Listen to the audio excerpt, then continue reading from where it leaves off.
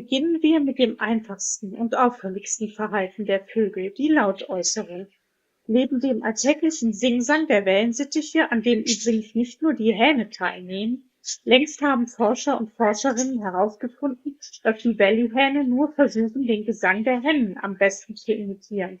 Und wer am nächsten dran ist an der Tonfolge, wird belohnt. Übrigens, neue Vögel passen sich dem Gesang des Schwarms an. Ich habe das schon häufiger beobachtet, dass ein neuer Wellensittich zuerst seinen ganz eigenen Gesang mit ungewöhnlichen Tönen von sich gab und nach einigen Wochen schon die Tonfolgen der anderen Wellensittiche beherrschte. Ähnlich wie wir, wenn wir eine neue Sprache lernen. Aber neben diesem Gesang und der Imitation von Geräuschen zum Vergnügen und für die Balz gibt es auch Laute, die der Kommunikation im Schwarm oder mit dem Partnervogel dienen. Am häufigsten hören wir sicherlich die durchdringenden Kontaktrufe. Auch wenn die Vögel sich im Vogelzimmer selten aus den Augen verlieren, bedeuten diese Rufe: Ich bin hier, wo bist du? Manchmal höre ich diese Rufe auch als Protest, wenn ich den Partnervogel einfange, weil er zum Tierarzt muss. Apropos Protest.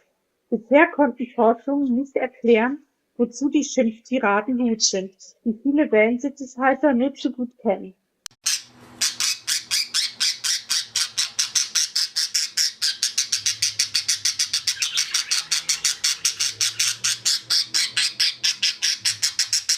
Häufig sind es die Hennen, die unvermittelt im Gezeter ausbrechen. Forscher und Forscherinnen vermuten, dass die Heimvögel einfach zu viel Energie haben. Denn in der freien Wildbahn zeigen die Wellies ein solches Verhalten nicht. Es wäre vermutlich auch viel zu gefährlich, durch lautes Gezeter Fressfeinde auf sich aufmerksam zu machen.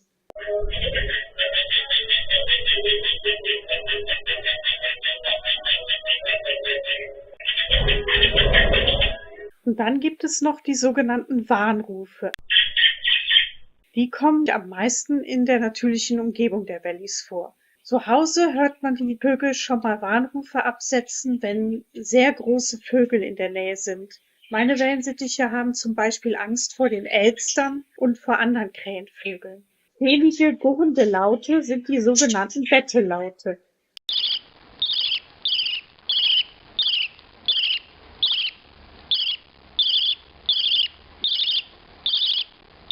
Sie sind eher von den Valleyhennen zu hören, denn sie fordern den Partner auf, sie zu füttern oder weiter zu füttern während der Balz. Wer im Sommer gerne die kleinen Vögel im Garten beobachtet, hört diese Bettelaute auch häufiger.